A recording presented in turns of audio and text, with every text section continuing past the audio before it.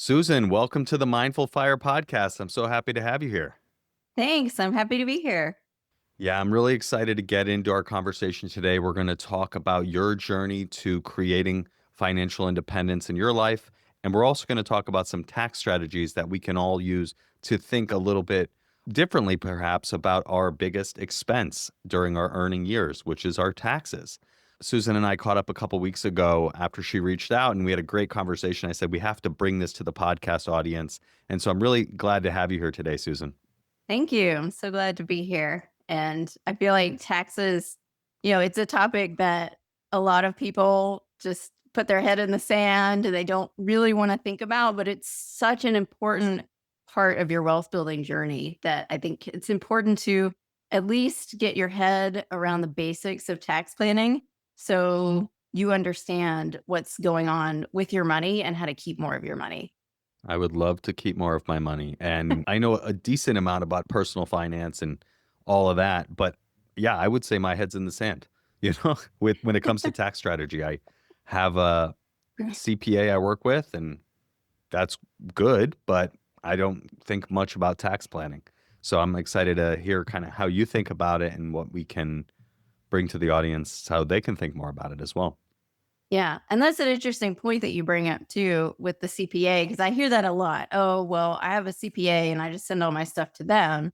But in reality, typically your CPA is not doing any tax planning for you, right? I mean, they just take your numbers, whatever you've done during the year, and they put them into their software and it spits out your tax forms. So they're not doing things like investing in retirement accounts for you, buying real estate for you, opening a business and deducting business expenses for you. Like they're not doing any of the things that actually can save you money on taxes. I think it's really important to be proactive and really be empowered yourself, even if you have a CPA. And another thing is that from a liability perspective and a work perspective, it's not doing them any favors to do a more tax planning for you and tax strategy and do extra paperwork for loopholes or, any of these extra strategies that you could do because it's more work for them and it is more liability. I think that's why it's really important for you to take control of your taxes. Yeah. And so we're going to dive way deep into that. Believe me, I'm going to bring a lot of questions for you, Susan. But before we get to that, I want to invite you to just share a little bit about who you are, your journey, and what you're up to these days. Yeah. So I am Susan Geist. I live in Austin, Texas with my husband and two sons. And we reached financial independence about 3 years ago. And we both early retired from our W-2 jobs, which has been really nice. Right now, I'm running a business with my business partner, Caitlin Muldoon, Rising Femme Wealth, where we help women step into their financial empowerment and kind of design a life that they love using the financial tools to get there. It's been a really interesting shift and journey along the way. I would say I don't come from money. And so, it's been challenging at times. I grew up in the mountains of East Tennessee in a small town. And there were really, I would say, like three critical sort of crisis points in my life that really shaped my financial independence journey. The first one was losing my mom at a young age. She and my dad were not in a good relationship. She was a stay-at-home mom and she never had any of her own money. And so she couldn't really do the things she wanted to do or be the person she wanted to be. And then she died young. And I told myself that I never wanted to be in that situation. I never wanted to be beholden to a bad person or a bad situation or a bad job because of money. That was like my first real sort of pivot point towards I need to be financially independent. I need to have more than one source of income. I can't rely on one person to support me or one job to support me. And then I would say the second real crisis point for me was after I had my first son. I wanted to step back a little bit. And so I went to my boss and asked if there would be some part time opportunities, at least for a little while, so I could spend more time with my son. And he said, absolutely not. I mean, your time belongs to us. and and it was organizational policy. He wasn't a bad person, but that was just how things were. I think it's how most workplaces are, right? There's not a lot of flexibility. And so that was when I realized, okay, I really need to start working on having other streams of income. And it was just a few months after that when I bought my first duplex. The third crisis point for me was in 2021. We're getting very close to financial independence, and I was doing our taxes, and we had a tax bill that was $137,000, just our federal tax bill, which was considerably more than I was making at my W-2 job. And I was like, this is ridiculous. What is going on here? Because yes, we had W-2 income, but we also had real estate losses and we had stock losses that year. And I couldn't understand why these weren't offsetting each other.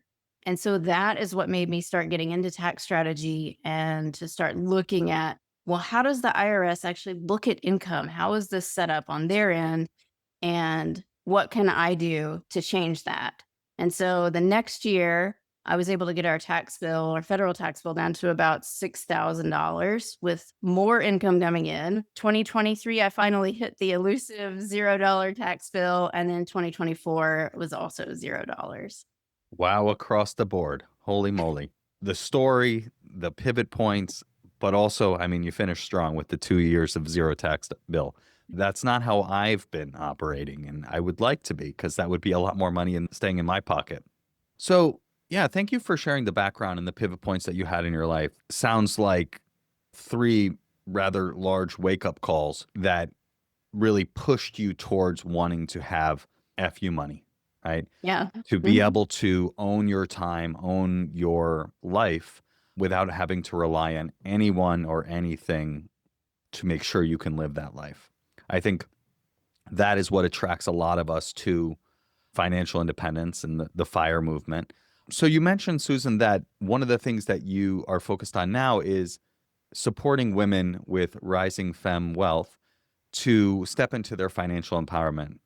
I guess let's start at the very basics. Like, why is it so important for women specifically to do that? So I think historically, women have often not been given the same opportunities from a financial perspective. Culturally, right? We've seen this shift from women being expected to sort of be the servants of the home. Now women can have credit cards and have jobs and all of that, but they're still oftentimes behind, right? We know that the salaries for women are lower than for men. Women do tend to be more often in lower paid fields. And I feel like women don't get as much exposure to financial topics, both in school and in social environments. I know, when I was working at an office, I was the one talking stocks and real estate with all the men, right? Like it was the men having these conversations. There were no other women that were in these conversations. So I think it's really important to open that door. And the first thing that we often do with a lot of these women is we say, okay, let's unpack what you have. Let's look at your 401k, your IRA. Let's dig all these up. Let's sign into these accounts. Let's see, okay, what are you actually invested in? What are the fees on your investments? And that's actually an amazing first step for a lot of these women. They feel so empowered being able to take control over that, being able to understand how to use all of these tools, where their money is, what their options are. And so I think, that empowerment is what can really sort of build women and help women lead into the next generation and beyond and start getting more power. Money is power, unfortunately. We're definitely seeing that now. And so the more money that ends up in women's hands, the more empowered they feel around money. I think we can really help women have 50% of the voice like they should have, right? Absolutely, that makes sense. I really like what you said about, having 50% of the voice, and money is power. Like you said, we are seeing that in a big way where one person can essentially influence an entire election because they have unlimited money. And so when normal people like us, have money in our pockets, we can make our voices heard through all sorts of ways, but even just, navigating and operating in the world. And it kind of hits close to home for me because, as we talked about in our last conversation, my mom growing up, she earned money and she's an entrepreneur and she's very good at earning money. But when it came to investing and understanding the finances, she, for lack of a better word, stuck her head in the sand and let my dad handle it. And fortunately, things worked out okay. She never, every once in a while, she would get annoyed about a decision that she was not involved in. And it's like you need to own that. You need to be part of the conversation. You need to understand how much you have, where it's going, what we're doing as a family.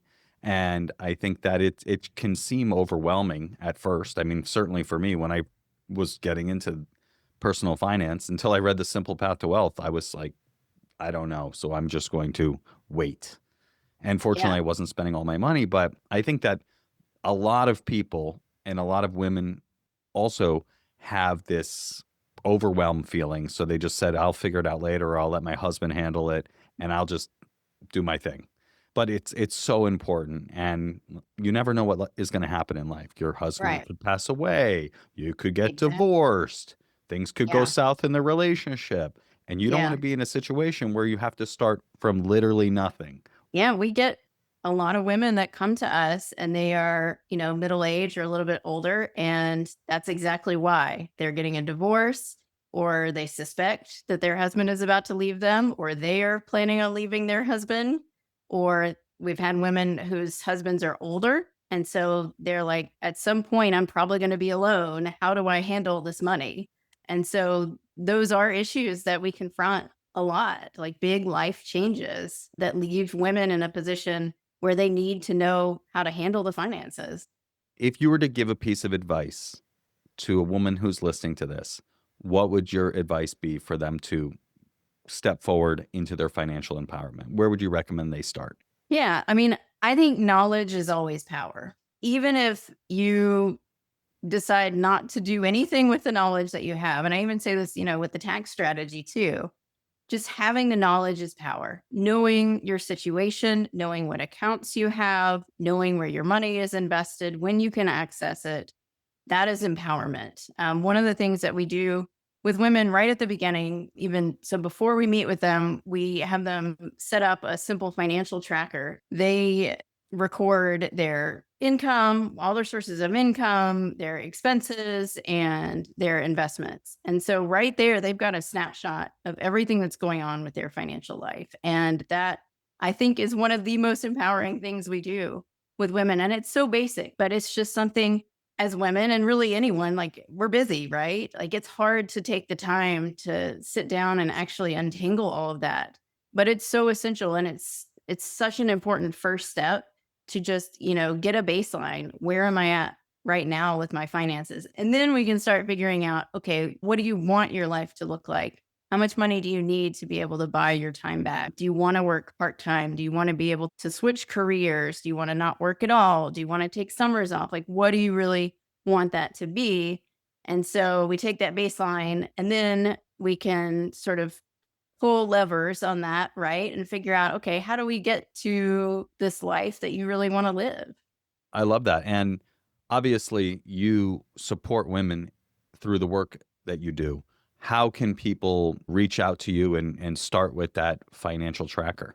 Yeah. So you can visit our website, www.risingfemwealth, that's FEMME.com. And we have a lot of information on there. We have a free weekly newsletter. And for listeners today, I actually have a free tax smart financial independence guide. If you go to risingfemwealth.com/mindful, you can download it there with some tips on how you can implement tax strategy into your own plan and potentially start keeping more of your own money. Very good. We will certainly link that in the show notes and we'll have you mention that at the end. But let's get into it. Let's talk tax strategy. So you can assume I know nothing and I don't know where you want to start, but I want to be schooled. So Let me know where we should start, Susan. Yeah. So before I start, I just want to make clear that this is all just for educational purposes only. This is not personal financial advice, and you should always consult the appropriate professionals for your own unique situation. Thank you so much. Now let's get into it. So, an important piece of tax planning, and this was really the aha moment for me because I had mentioned earlier in our conversation that we had a lot of income coming in from W-2 jobs and we had a lot of losses in real estate and stocks, and I couldn't understand why they weren't offsetting each other. So, what I developed was this tax bucket planning method, which is a visual way to lay out your taxes, which I know visual is maybe not the best medium for a podcast, but I'll try to explain it. And you can see more of it on the freebie that's linked in the show notes. But the IRS actually divides your income into three different tax buckets. And these are distinct tax buckets. So the first one is active income, also known as earned income. And so this is where you'll see like your W-2 income, 1099 income. If you have like a small business that you're running through your personal tax return on Schedule C, all of that'll be over in this bucket. If you're doing withdrawals from your 401k, that'll end up in this bucket because that originally was income, active income. And then the second bucket is the portfolio bucket. And so this is going to be like if you have stock sales, dividends, interest, things that you normally think of as your paper portfolio. And then there's the passive bucket. And so if you have rental real estate, usually it's going to end up in that bucket. And this will be other businesses that you're invested in passively. So if you're getting a K1 from a passive investment, a lot of times that income is going to be over in this bucket. And so what I didn't realize before I started doing this was that these really are distinct buckets. And so you need to look at which buckets your income is coming into and pair deductions in that same bucket. So what happened to me was I had all of my income in this active bucket and all of my losses in the portfolio and passive buckets, and they weren't able to offset my active income.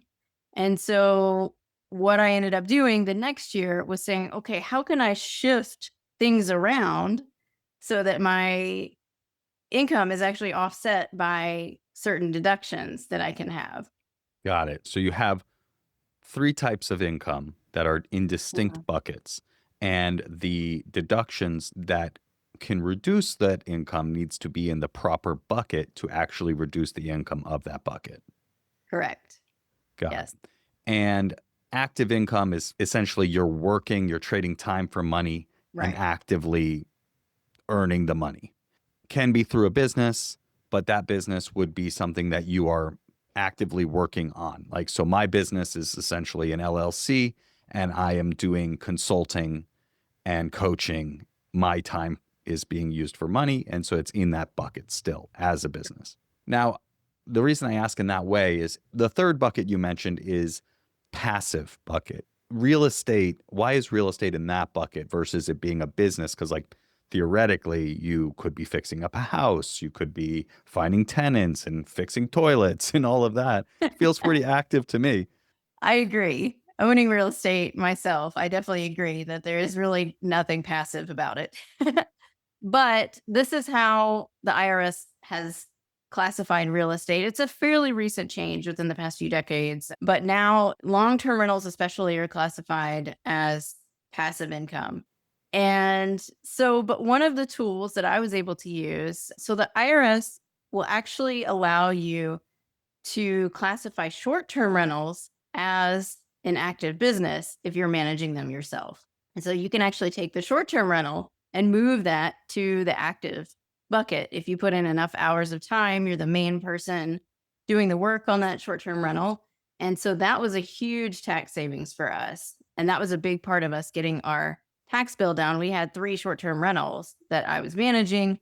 And so we were also able to take bonus depreciation. So, with real estate, you have to take depreciation. And typically it's on a standard schedule, either 27 and a half years or 39 years, depending on the type of asset. But there's the ability to take bonus depreciation sometimes comes along with the legislature. And at that time, it was in place. I think it's coming back.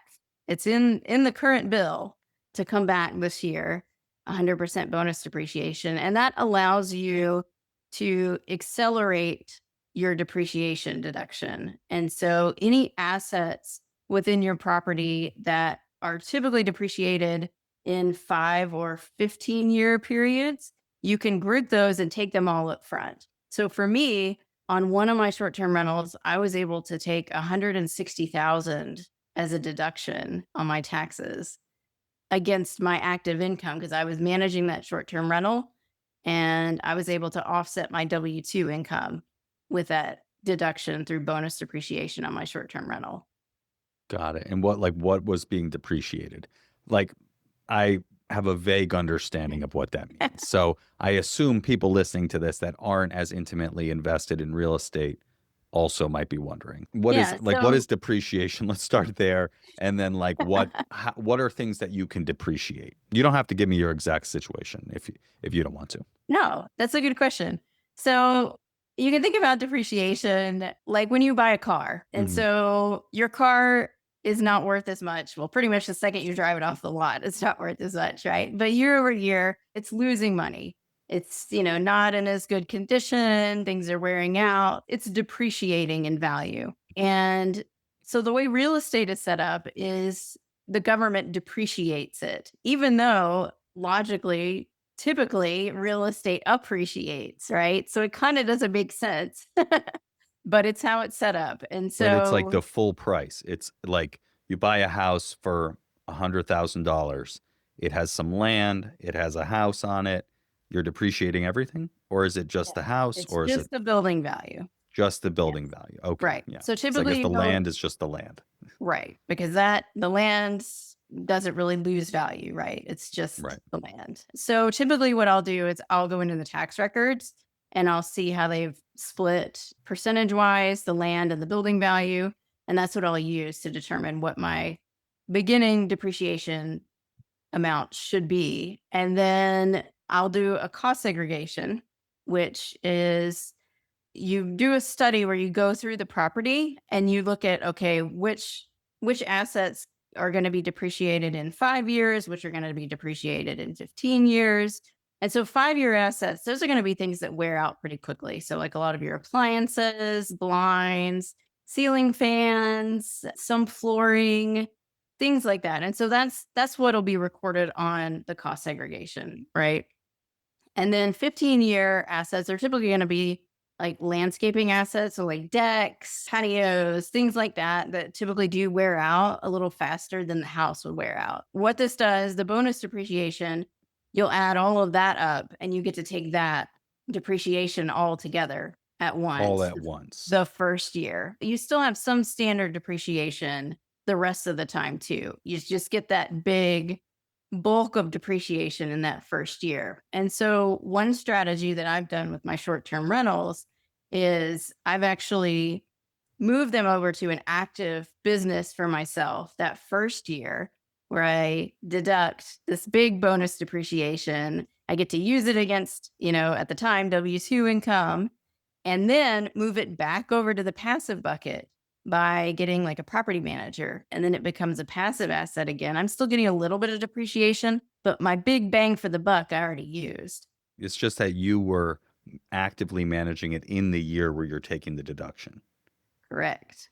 Got it. So Yes. you're planning, tax planning, to take advantage of that, right? Like now you might be thinking again because the tax bill, whatever, is going to have that potentially in there. If that does come to fruition, then you're going to potentially set your life up and your businesses up in a way where you could take advantage of that.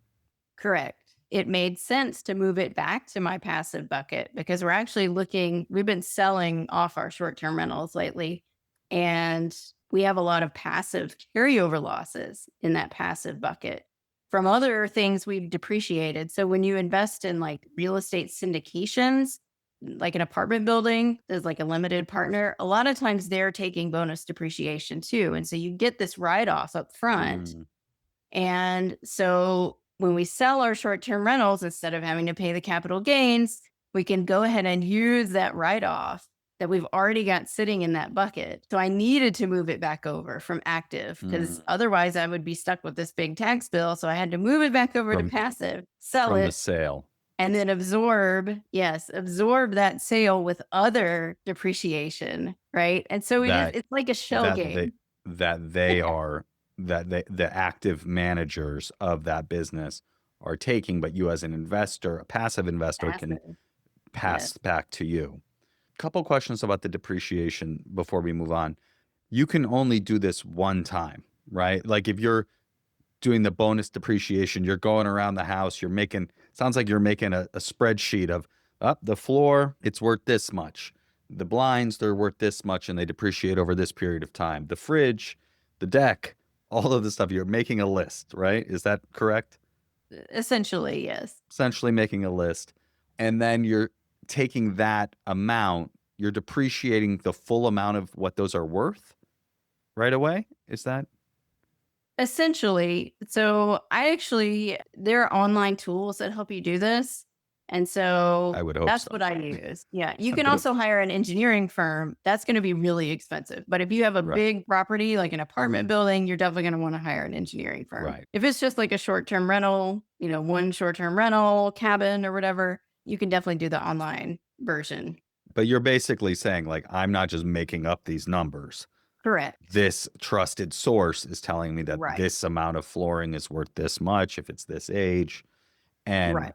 when you were talking about the bonus depreciation, you can take 100% of that value in that year So for instead those of five doing it over time. Is that Right. how that So for works? those 5 and 15-year assets, Hmm. yes. So you can't take the full, in that case, it was a House. 39-year Right. depreciation. So that's why there's still some standard depreciation every Right. year Right. left.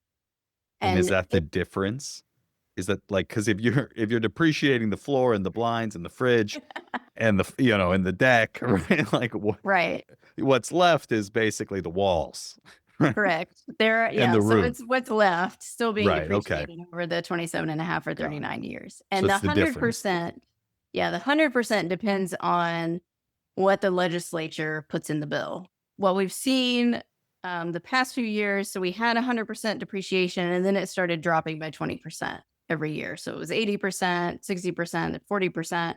But now it looks like it's going to come back at 100% again. So that's definitely something to be aware of because it's going to make a lot more sense to do a cost segregation and bonus depreciation in a year where there's 100% eligible versus 40% So eligible. you'd want to plan and take advantage of it right away. Right.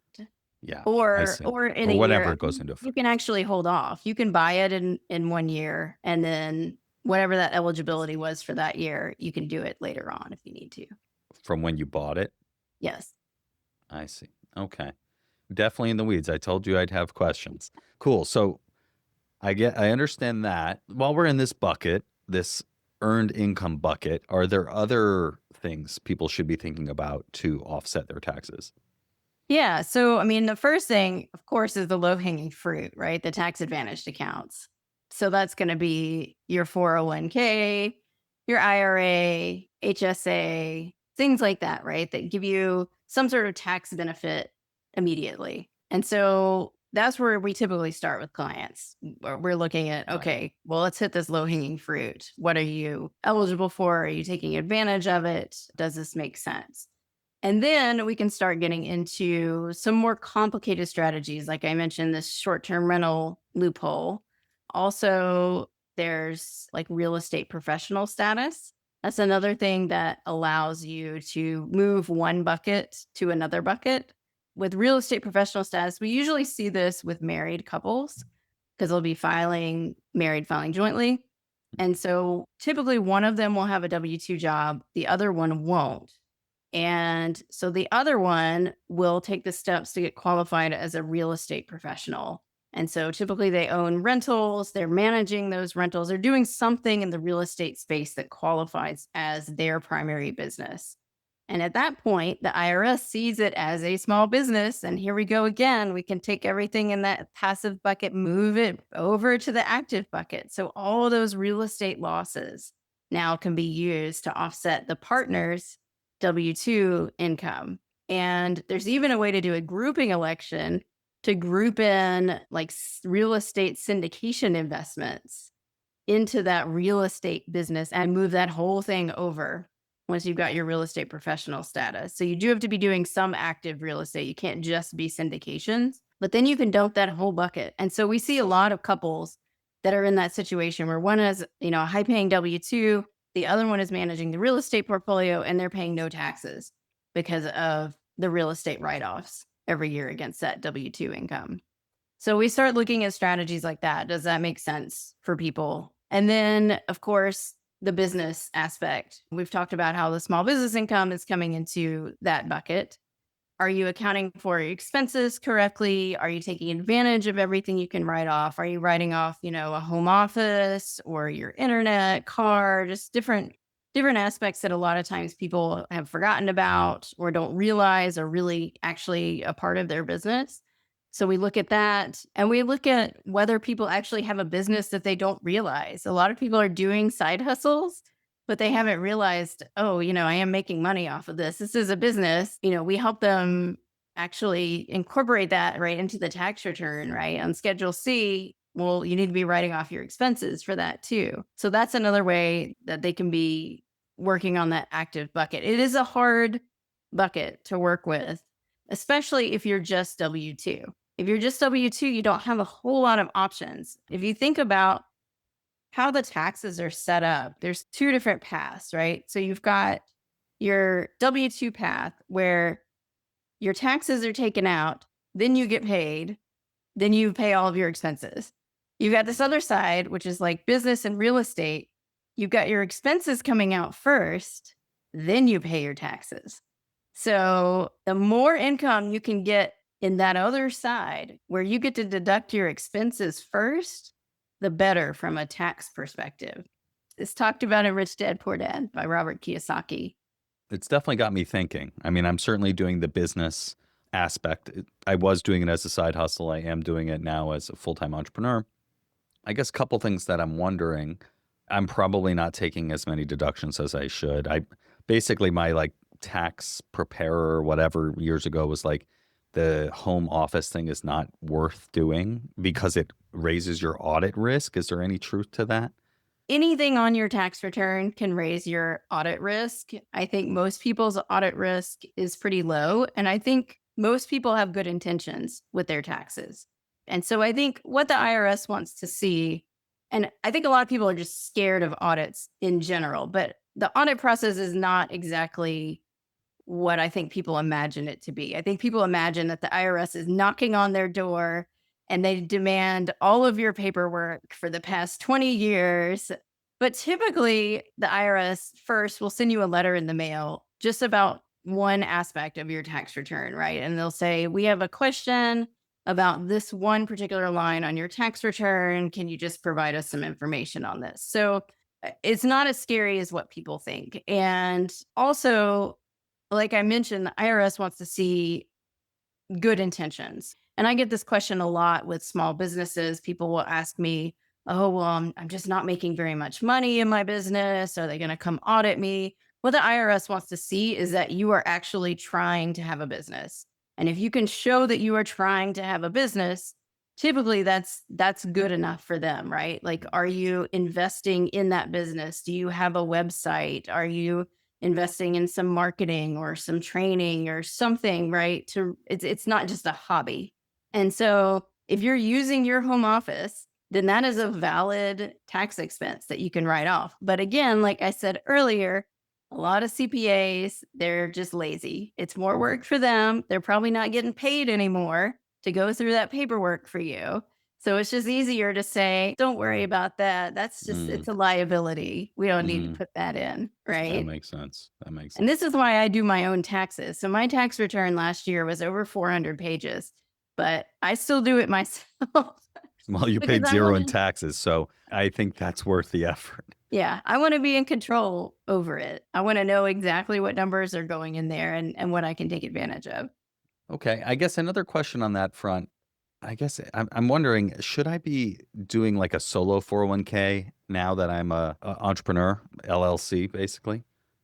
I see the benefit of not paying taxes on that $20,000, but also maybe I need that $20,000 to live on. It might be a considerable savings, especially if I can, have matching and like I can have more of it than the 20,000. Right. That is definitely a dilemma. When you're looking at early retirement, is how much do I actually put in my retirement fund versus like a taxable brokerage account? And that was something we had to balance. There are some options once it's in the retirement fund. So we do a lot of Roth IRA conversions. I don't know if you're familiar with those. I am, but if you could Okay. just briefly explain it. Yeah. I just want anyone who's hearing this, they're going to want to know, so we want to make sure that they know. This is a good one too. Yeah. So we do like a standard Roth IRA conversion most years. So this allows you to take money from your traditional IRA, which is pre-tax, and roll it to a Roth IRA. And then you pay the taxes at that time when you roll it.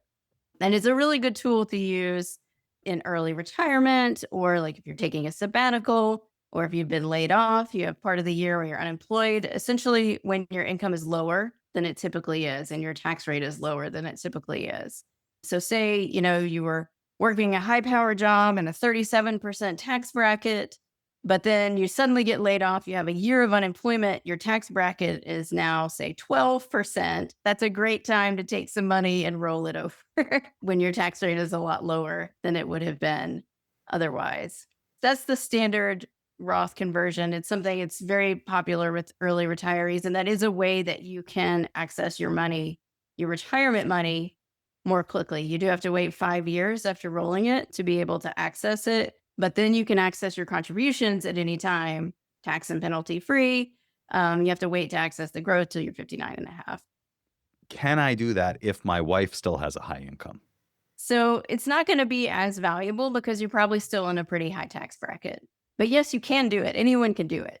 I guess the underlying question is like, can I do like married filing single or whatever, not jointly, whatever the opposite of jointly is?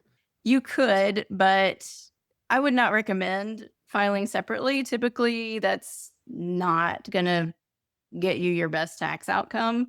Really, the only cases where we see that gets a better tax outcome is if one person has like a lot of student loans or a lot of medical expenses that would allow them to itemize. Otherwise, the numbers typically don't work out Got to it. file separately. So I would recommend filing jointly, but you can still do the Roth conversion. But if your wife is thinking about leaving her job at some point, that might be the time to start doing your Roth conversions. One more question on that. Like, to do that, to really benefit from the super low tax brackets or zero tax bracket, there's a certain amount that you can roll over without taxes, but that would assume that your income is almost zero. So I guess like this doesn't work with like if your expenses are pretty high. These like the Roth conversion strategy, does it necessitate relatively low expenses? Like income? Like let's say you're Mm. early retired and your life costs 100,000 versus 200,000 a year. You're going to need to take that money out. You're probably going to have gains, or you're going to take that out of retirement account, assuming you're, Mhm. of age to do that. Like that is going to reduce your ability to take advantage of those low tax brackets on a conversion. Not necessarily. And there's actually an example of this in my freebie that's linked to this podcast. So I show an example in there of a married couple with two children under 18 that is early retired. And so, how they are drawing down their income, they are maxing out the 0% capital gains tax bracket, which for 2025 goes up to, I think, 96,700. And that is long term capital gains, right? So they can they're drawing down principal and they can draw down that much in gains and still Right. be in the 0% tax bracket. Right. So that could Um, be, if there's a lot of gains, that could be $200,000, $300,000. And they can actually draw down more, which see when you look at the example because they get two child tax credits that are worth $4,000, and a credit comes off your taxes rather than a deduction, which comes off your income. And so they actually were able to push that up to, I think it was 123,000 in capital gains. And then they did So a they have Roth. 15 kids? Well, they have two kids, Oh, okay. so it's the actual tax. So it's the Right. 15% tax rate on the difference between 96,700 and 123,000 Okay. came Got out it. to about 4,000, and then it goes to 0. Got it. Um, Okay. and then they did a $30,000 Roth conversion to use their standard deduction. They haven't used the Mm, standard deduction right. yet. I haven't touched that yet. That was just the Right. capital gains.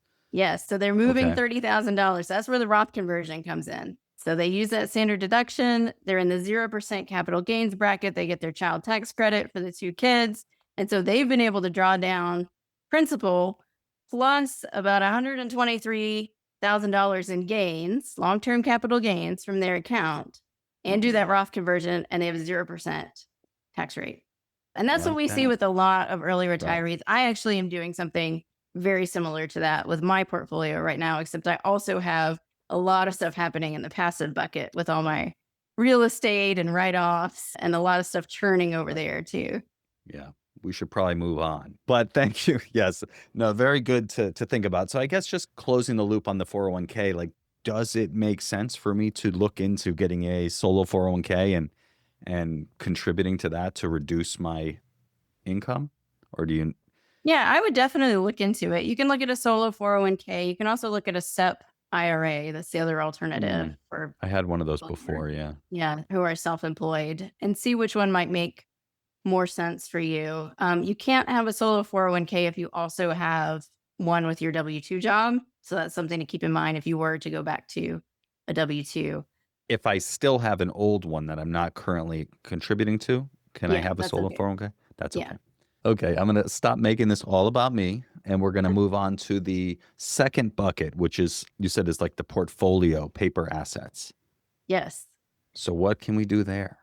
The portfolio bucket, there unfortunately are not a whole lot of tools. The good thing about the portfolio bucket is you get to take advantage of a different set of tax brackets. Like I was mentioning before, Mm, these long term capital gains and qualified dividends tax bracket, which tends to be lower for most people than their standard ordinary income tax bracket. So those tax brackets currently run from 0%, 15%, and 20%. So that's a huge advantage of income coming from this bucket. It's something that a lot of people who are financially independent take advantage of, like we were just discussing, using that 0% tax bracket to their full advantage. Another thing that you can do in this bucket, and this is probably the most powerful tool in this bucket, is tax loss harvesting. And so that is where you can offset your gains with paper losses, usually in the stock market. And so this is kind of a common theme, right? That we've been talking about with these tax tools is generating paper losses. That's essentially what depreciation is. It's a paper loss. And so that is also what tax loss harvesting is. If you do it correctly, it's a paper loss. So you'll go through, if you have gains in your portfolio, you can go through and look for losses to offset those gains, and you sell those assets, and then you buy directly back into the market, but not the exact same thing. And it's considered a wash sale and it doesn't count. So you want to buy something that is different, but you can buy things that are similar. So a lot of people will go back and forth between like a total stock market index fund and an S&P 500 index fund, which the IRS has said are two different funds because they're using a different index, but they're very similar. They move very similarly in the market. So you could harvest losses on one, buy back into the market. You still got the same market exposure that you had before, but now you've got this paper loss that you can use to offset your gains. And each year, $3,000 of that can actually be moved from that portfolio bucket to your active bucket. So there's another strategy you can use against active income. It's only $3,000, but it's something, right? yeah. If you're in So the a lot of people will 40, just do 40 that. to 45% tax bracket between state and federal, that can be, Yeah. 1,500 Mhm. bucks in your pocket. Yeah. And it doesn't have to be necessarily offsetting stock gains in that bucket either. So I was in this very strange situation a few years ago where I had bought a rental property to renovate and then rent out. It was supposed to be the BRRRR strategy. And so we started renovating and we got caught in the COVID shortages. Like we couldn't get the supplies we needed, we couldn't find workers. It ended up taking us over a year.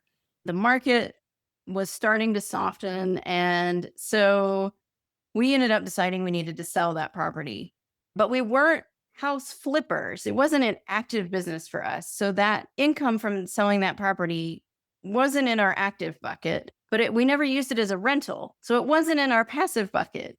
It was stuck in our portfolio bucket. It was Mm, like an investment asset. So I had mhm. this $70,000 gain coming into this portfolio bucket. And so that was when the stock market had fallen because of COVID. So I harvested $70,000 of losses, created paper losses in my stock portfolio to offset all of those gains that year. So you can use it as kind of a really interesting tool to offset different kinds of capital gains that you might have. Yeah. Interesting. Yeah, I haven't done too much of the capital loss harvesting. I've definitely offset gains with losses by getting rid of individual stocks I shouldn't have bought in the first place. One thing that always prevented me from doing that is the dividend reinvestment. Do you set your dividends to automatically reinvest or not? Because those are technically purchases, Right. which could trigger a wash sale. It's like Right. 30 days before or after, right? Correct. Yep. That is a really good point to bring up. I do not have my dividends reinvested, partially for that reason and partially because I'm living off of them. That was the main reason. But yes, that is a really good point to bring up because I have seen people get caught in that where they don't realize they've actually purchased that very same stock that they're selling within the past 30 days because they didn't actively purchase it. They just had their dividends reinvesting in the background. Mhm. So I'm really glad you brought up that point because that is something that people need to watch out for if they're doing tax loss harvesting. Is it a similar thing if you get stock from your company? Do you know about that? Like, I was I getting Google stock and stuff like that when I was an employee as part of my compensation, and I was thinking that those are, like, technically I don't know if they're purchases, but I kinda thought they were treated the same way. Yeah, I would imagine so. I'd have to look into the specifics of how that particular stock trade was set up. But yeah, that's definitely something to be aware of if you're getting company stock that's being purchased at that time. Another thing you can do, I'll see a lot of people who are financially independent do this, or people that have losses to offset. You can do tax gain harvesting. I don't Mm, know if you've heard of that. I have, yeah. Tell me Yeah, about it, though. you actually can go ahead and reset your cost basis. You sell things that have gone way up in value and you harvest those gains. So if you have a lot of losses, maybe, you took a big loss on some asset that you sold, you can go ahead and harvest some gains, reset your cost basis. So say you bought Google at $10, it's now $100. Well, you can reset that cost basis, go ahead and absorb that $90 gain at a very low tax rate because it's being absorbed by these losses that you have. That's another interesting tool that you can use that a lot of people don't think about. And there's no wash sale rules on that. So you can just immediately buy the same thing. Got it. So you could, like, tax loss harvest some losses for things that have gone down and effectively just move it over to a different similar but not the same fund to avoid wash sale. Then you have those losses. You could offset something that went up with capital gain harvesting on that as well. You Or could. A lot of times I'll see it where if people just have something else that has created a big loss for mm, them. I've seen people sell like classic cars, but it's not really a business for them. It's just an asset. So they'll maybe have a classic car they've restored. Maybe they've sold it at a loss because the market's gone down and they can offset that just by doing some tax gain harvesting, things like that. Or if you're trying to offset your standard deduction and you can't do a Roth conversion for some reason, another tool in the toolbox, right? right. And of course your income dictates what you can do and how much you can do with that, right? Because, like, Right. if you're in the super high tax bracket, yeah, you can do it, but you're going to pay 25% capital gains on it this year. But if you're in a low tax bracket and your capital gains rate is zero, then you can do it without having any tax implication. And potentially. this is another reason why it's so important to understand the buckets, right? Because Yeah. you might be saying, oh, well, I've got all this W 2 income. I'm going to do a bunch of tax loss harvesting, but that's in a different bucket. And so that's why these buckets are so important to get your head around and understand, okay, this is where the income and the deductions come in and out of. Yeah. Yeah. Very helpful. Very helpful. All right, Susan. So let's switch gears now into the third bucket. And this is the passive income bucket. So what can we do there? Yeah. So a lot of these deductions are going to be related to real estate. Real estate has huge tax advantages. And just kind of a sidebar on this. So, one question that I do get is, should I feel bad about paying less in taxes? Something that I'll say about this is that the government has set up tax incentives to incentivize people to do the things that they want people to do. So they want people to provide housing. They want people to create businesses. And this is why you'll see so many tax breaks in these areas. And so that's one reason why we see so many real estate tax breaks. And then another thing I say to that is you're probably paying a whole lot in other taxes outside of just federal taxes. So you're probably paying a lot of property taxes, sales taxes, gas taxes, all sorts of different taxes, right? So you're probably still paying a good amount in taxes. So I don't know that it's worth feeling bad about using strategies that are available to you and are perfectly legal. So here in the passive bucket, you'll find a lot of real estate tax breaks. So we already talked a lot about depreciation, which is again this paper loss that you can generate on your tax return that can be very valuable if you have other income coming in to this passive bucket. And then there are other things you can do, especially with capital gains in this bucket. And so capital gains, we've talked about this a little bit. Those are one of the sources of income that actually can transfer between buckets. But one thing that is particularly powerful in this bucket is being able to do a 1031 exchange, which is where you can take your piece of real estate and you upgrade to a different piece of real estate and you defer paying those capital gains taxes.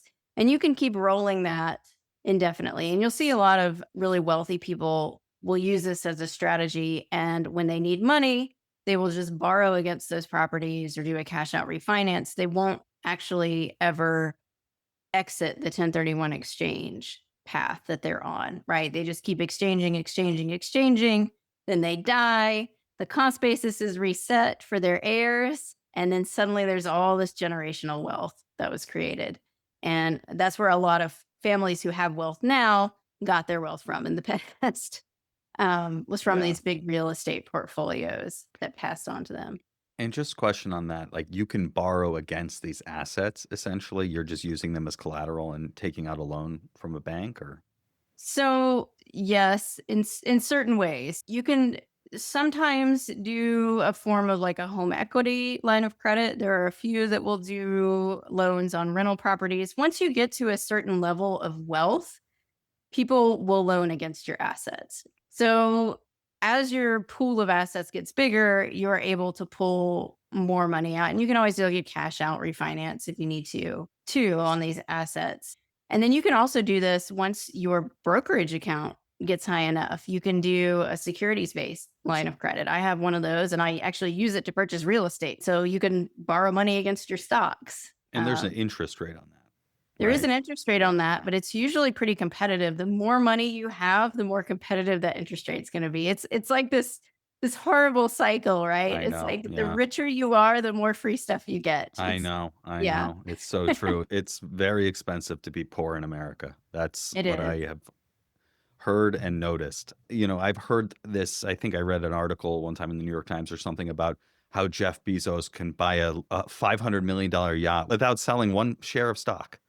It's because every bank will give him a loan, basically nearly interest free, Yeah. to take that $500 million, do whatever he wants because he has $200 billion of assets in Amazon stock sitting on the side. We get the taste of what we can do, which is not that, but what else can we do? So the 1031 exchange is powerful. You can also do essentially like a lazy 1031 exchange, which is definitely easier from a paperwork perspective.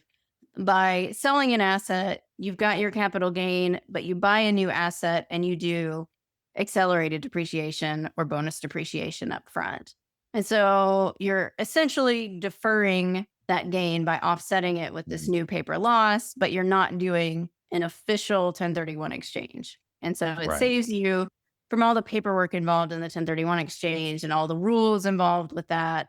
And then having to maybe eventually exit out of that with all the complicated paperwork, having deferred the taxes and tracked your cost basis all those years. And it gets very complicated.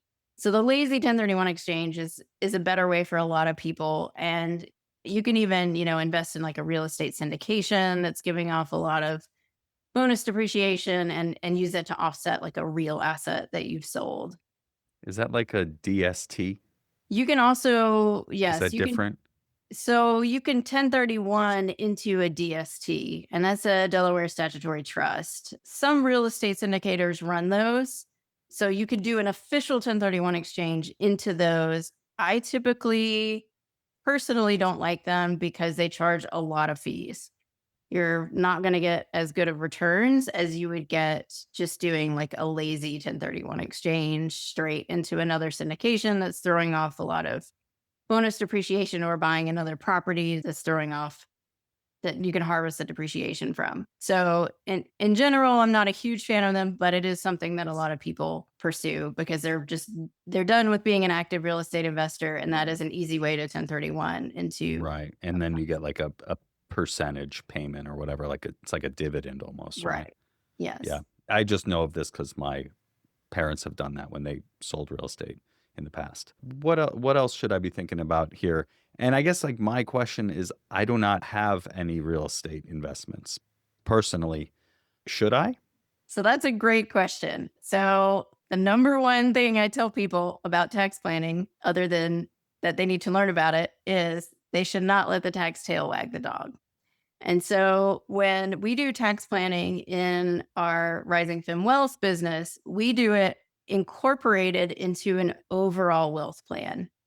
We've been talking about all these different interesting tax strategies you can do, all these levers you can pull.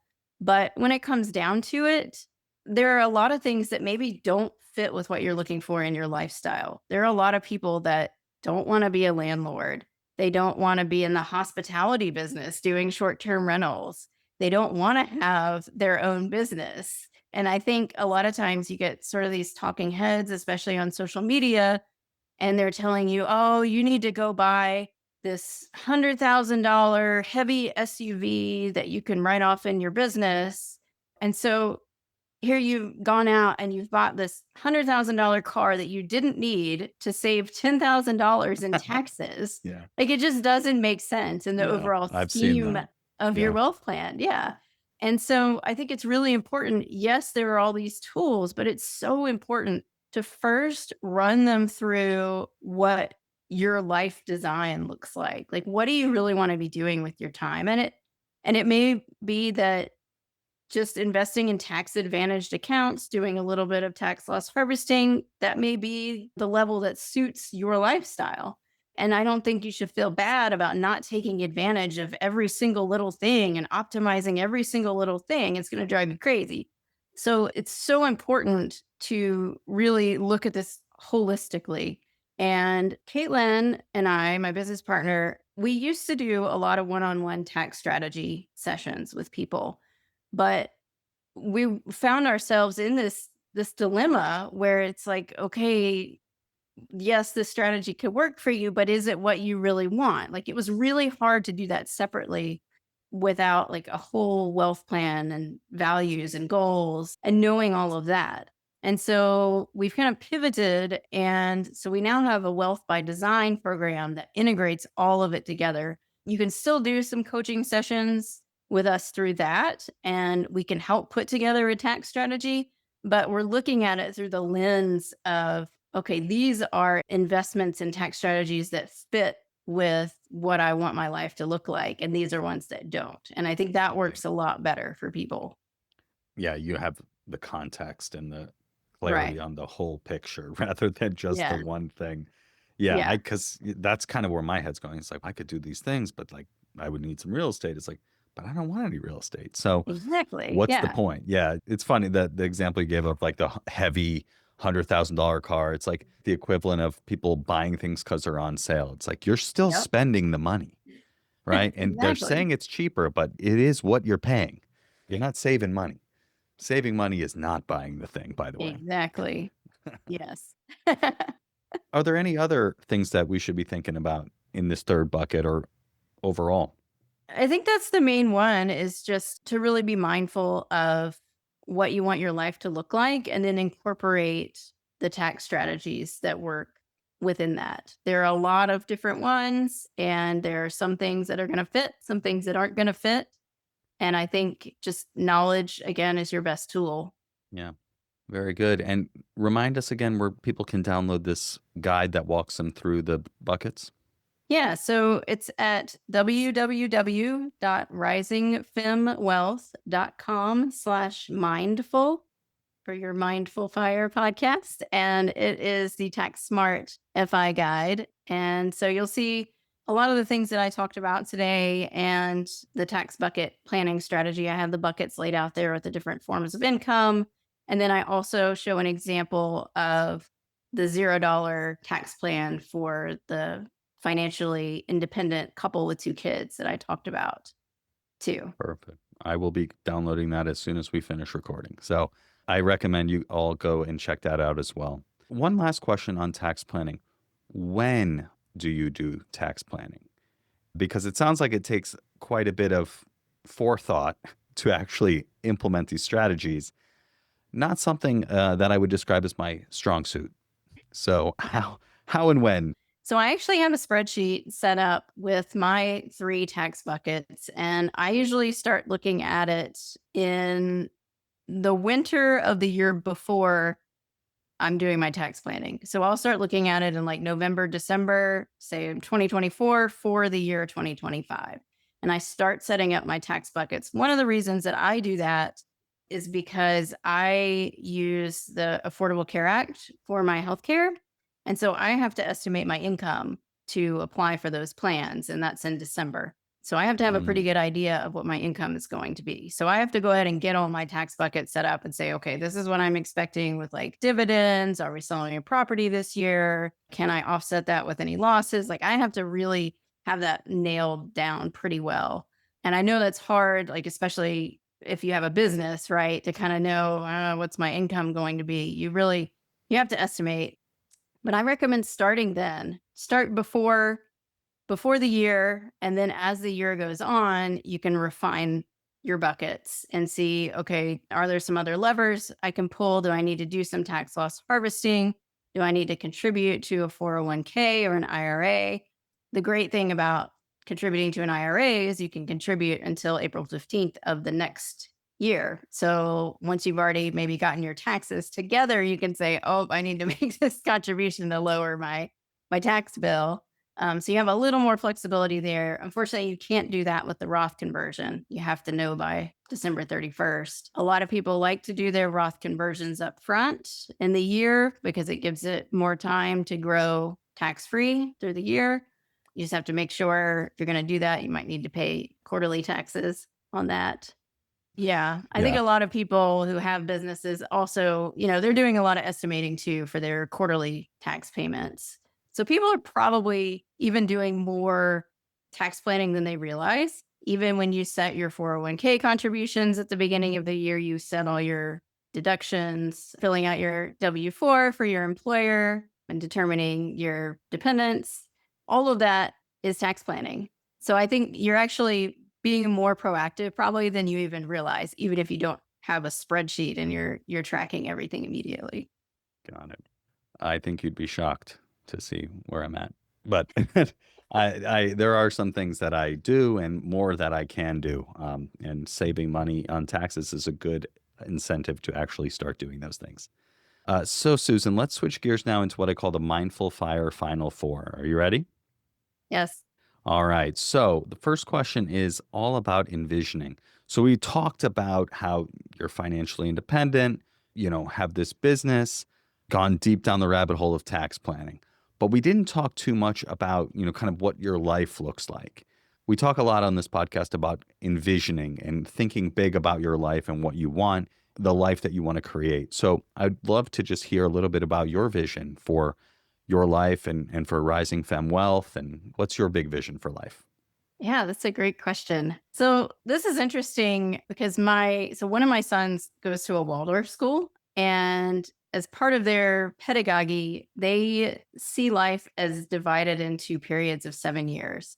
And so they don't start elementary school till they're 7. Like, and there's these big transition periods of 7 years. And that's something that I also kind of feel in my own life. I mean, 7 years is enough time to get a PhD and completely transform your life, right? It's enough time for your kid to go from elementary school to college. Like, your life can completely change in 7 years. And so I've started trying to envision eras and seasons in my life transitioning. And I feel like we've been in the season of travel.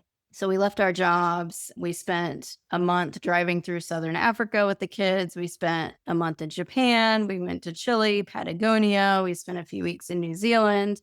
We've been doing just a whole lot of travel with them. And I feel like now we're moving into a different era. They're getting older. And so we can't pull them out of school as much. And so that era may be slowing down, and we're transitioning maybe into, I don't know that we'll do like traditional work, but we're definitely doing more, at least side hustle activities than we were doing before. So I'm working with on Rising Femme Wealth. We've got, our Wealth by Design program. And then I'm also finishing up my enrolled agent certification. That's very similar to a CPA. I've got one more exam left to take on that. And that'll give me the ability to do even deeper tax planning work with people and actually represent them in front of the IRS. My husband he's very handy. He does all the maintenance on our rentals. And so he's actually started doing some handyman work for neighbors. He's thinking about running workshops for men to teach them how to do handyman things around the house, install an outlet, install a faucet, which I think That would be sounds cool. really Yeah, that sounds rewarding very for cool. him. Yeah. So we're shifting from we've been very focused on the children, right? And now they're 11 and almost 14. And so I feel like we've got this new shift coming where we're going to be focusing more into, okay, what can we really do with our life? And you and I have talked about this previously, that it's hard sometimes in the financial independence movement when you do have young kids, because it's like you're not free, right? A lot of other people in the movement, their kids are grown or they never had kids. They have a lot more freedom to just pick up and go wherever, whenever. And so kind of shifting through those seasons with the children and kind of finding our identity in each season is a big piece of that. And where we're at now is, what is our identity looking like now that the kids are getting a little bit older? Got it. Very cool. All right. The second question is, what piece of advice would you give to someone early on their path to financial independence? Yeah, I would say really take advantage of that low hanging fruit that I was talking about with the tax advantaged accounts. If your income is low enough, you're in a low tax bracket, go ahead and take advantage of contributing to a Roth IRA. Make sure you're getting the match at your employer for your 401k. That's essentially free money, right? It's part of your salary. And I see so many new employees, and I was one of them too, right? I was like, retirement is way down the road. I want the money now. And I didn't realize that was part of my salary package, that match that I Mhm. wasn't getting. I was letting them keep it. So that's really important to take advantage of that 401k match, especially early when it has time to grow. Take advantage of an HSA if you have the opportunity to do that. And maybe even when you're young, go ahead and take that money and invest it within that HSA account instead of just keeping it in cash. Let that grow tax advantaged for a longer period of time if you can afford to not spend that money on medical expenses at the time. So I think there's a lot of things you can kind of do up front to front load your success for later on. Yeah, absolutely. Time and compounding are very powerful. Yes. All right. The third question is, what piece of advice would you give to someone getting started with meditation and or mindfulness? Yeah. So I feel like with finances, there's two different areas where you can really be mindful. One of those is your spending, and one of those is your investing. So the easiest one when you're first getting started is really having like values based spending, really focusing on that. Like, what really brings me joy? What are the things that I want to spend my money on that are worth spending my money on? That can really set up your life to be working in a good place. And so I think there are a lot of things that society tells us that we're just supposed to have, right? A nice car, nice clothes, lots of makeup. Like, you see all these things on TikTok, right? Everyone has to have this. But what do you really want to be spending your money on? And where can you save money? What is not really that important to you? So for me, travel is that's something that really means a lot to me. And I'm willing to spend money on it. Going out like for lunches with friends, like that's something that's important to me. That's community, right? I'm willing to spend money on that. For me, having the fancy clothes and the fancy cars is not as important to me. And so when I look at my values, it's like, okay, well, that's where I can be saving my money. I can build my nest egg. And so I think this helps sort of establish this life where you don't feel like you're losing out by working towards financial independence because you're still spending on things that align with your values, but you've cut out all the things that don't align with your values. And that's where your nest egg can start to build from. Absolutely. Yeah, I think that really is an early thing that you can do in a way that you can bring mindfulness. The reason I started this podcast is to explore the intersection of mindfulness and financial independence. And that intersection is awareness and choice. You just need to be aware. What am I spending my money on? What do I value? What do I care about? And Right. then you can choose to keep spending the way you're spending, or you can choose to shift and spend a little bit differently and more intentionally. And you can always start again. That's another big aspect of mindfulness is that you can just start again. You can come back to the breath when you're meditating, and you can come back to your spreadsheet or your not Mint because Mint's gone, but whatever you use, Copilot, Monarch Money, whatever it might Yeah. be, a spreadsheet, and just start again. Choose what you want to do going forward. And this is something we work with a lot of women on is forgiving themselves for something that's happened in the past and moving forward. A lot of women come to us and they're very ashamed of some bad money decisions that they've had in the past, or they're ashamed that they haven't been more involved with their finances or taking control of the finances. They're ashamed that they don't even know where their money is. And so, a big part of what we do is work with them to release that shame and say, here's where you are now, and we're moving forward. The past is in Mhm. the past. Like you're saying, you can start from here and move forward. And we're going to take a deep breath and we're going to move forward. We're going to look at your accounts, figure out where your money is. You can do this. It's been so empowering, even for me, to see these women become empowered around finally realizing they can do this. Yeah, I love that. Really ties full circle to where we started in this conversation. We can't beat ourselves up for things that we did in the past. We need to just meet ourselves where we are with mindfulness and choose how we want to move forward. And we can do that at any time.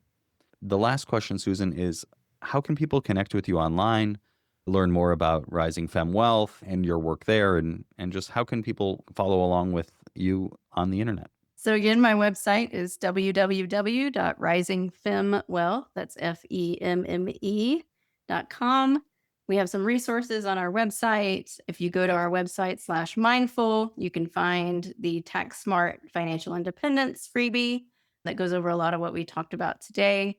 Caitlin and I have our Wealth by Design program, which is on demand with monthly in person group coaching calls. And then you can also book individual coaching sessions with us on top of that. And we love working with women and talking financial strategy, tax strategy, and would love working with anybody. So thanks.